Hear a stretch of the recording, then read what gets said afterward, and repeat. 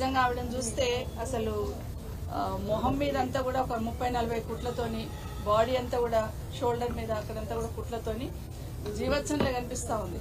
నిజంగా ఎంత ప్రతిఘటించి తనని తాను కాపాడుకుంది అనేది అక్కడ చూసిన తర్వాత మాకంతా అర్థమైంది. నిజంగా ఒక్కసారి వెనక్కి తిరిగి ఆలోచిస్తే 8 నెలలు ఈ రాష్ట్రంలో జరుగుతున్న అన్ని చూస్తూ ఉంటాయి. అంటే పాలనను గాలికి వదిలేసి, శాంతి భద్రతలను గాలికి వదిలేసి, ఏది జరిగినా ఈ ప్రభుత్వానికి సంబంధం లేదన్నట్టు ఏ విధంగా అయితే బిహేవ్ చేస్తున్నారో మళ్లీ ఇలాంటి సంఘటనలు జరగడానికి ఆస్కారం ఏర్పడతా ఉంది. గత 8 నెలల్లో మహిళల మీద ఎలాంటి అత్యాచారాలు, అఘాయితాలు జరిగినాయి అనేది రాష్ట్రంలో అందరూ వింటూ ఉన్నారు. అసెంబ్లీ వేదికగా మాట్లాడుతూ ఉన్నాయి. ప్రభుత్వానికి చలనం లేదు. దాదాపుగా 1800 పైచిలకు సంఘటనలు మహిళల పట్ల జరిగిన సంఘటనలు చూస్తున్నాం. హైదరాబాద్ చుట్టుపక్కల గాని, నాగర్ కర్నూల్లో గిరిజన మహిళల మీద జరిగిన సంఘటన కానివ్వండి, మొన్న షాద్నగర్ లో జరిగిన సంఘటన కానివ్వండి, మహిళలంటే ఒక చులకన భావంతో ఈ పాలన జరుగుతున్నట్టు కనిపిస్తా ఉంది. మహిళల పట్ల అగత్యాలు జరుగుతా ఉన్నా, అత్యాచారాలు జరుగుతా ఉన్నా స్పందించడానికి ఈ రాష్ట్ర ముఖ్యమంత్రి గారికి కనీసం తీరిక కూడా లేని పరిస్థితి చూస్తా ఉన్నాం. నిజంగానే దేశంలో గానీ, రాష్ట్రంలో గానీ మహిళల పట్ల అత్యాచారాలు జరుగుతూ ఉన్నప్పుడు డెఫినెట్ గా ప్రభుత్వాలనే స్పందించాలి.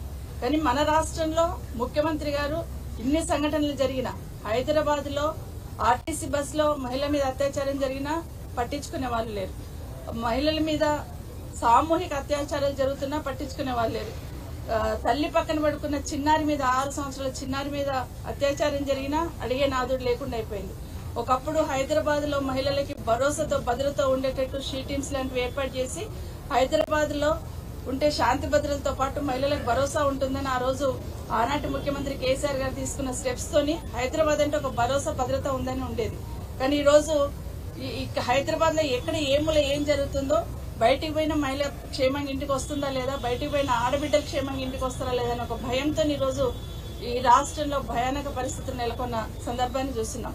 ఈ రోజు ఆ మహిళను మనము జైనూరు సంఘటనలు జరిగిన వీళ్ళ మదర్ని ఏదైతే చూస్తున్నామో నిజంగా చాలా బాధ అనిపిస్తా ఉంది. ఇమీడియట్ గా వాళ్ళ మీద ఇక్కడే కాదు, ఎక్కడ కూడా అత్యాచారాలు జరుగుతున్న వాళ్ళ మీద ఇమీడియట్ గా యాక్షన్ తీసుకున్న సందర్భం అయితే కనిపిస్తలేదు. ప్రతిసారి అడుగుతూ ఉన్నాం, మహిళల మీద ఇలాంటి సంఘటనలు జరిగినప్పుడు ఫాస్ట్ ట్రాక్ కోర్ట్స్ ఏర్పాటు చేయండి. అలాంటి వాళ్ళకి శిక్ష ఇమీడియట్ గా పడేటట్టు చూస్తే మిగతా వాళ్ళకు ఒక భయం అనేది ఉంటుందంటే కనీసం దాని మీద రివ్యూ చేసే సమయం ముఖ్యమంత్రి గారికి లేదు.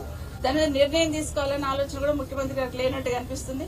ఒకటి మాకు అర్థమవుతుందంటే మహిళలంటే చులకన భావంతో చూస్తుంది ప్రభుత్వం అనేది స్పష్టంగా అర్థమవుతుంది.